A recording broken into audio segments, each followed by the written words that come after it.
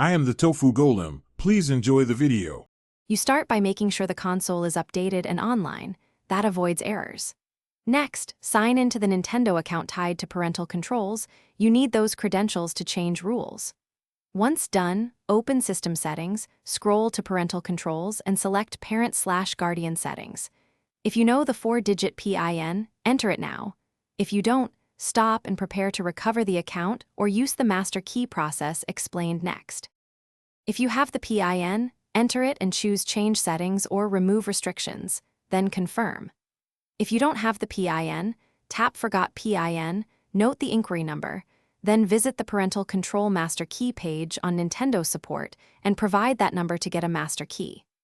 Alternatively, sign into the linked Nintendo account on the web or mobile app, go to Parental Controls, and disable restrictions remotely. Make sure to sync the console after changes so they take effect. After making changes, confirm the console shows parental controls off, then reboot to ensure resets apply. Test a previously blocked feature to verify success. If the master key request fails, contact Nintendo Support with the console serial and the inquiry number.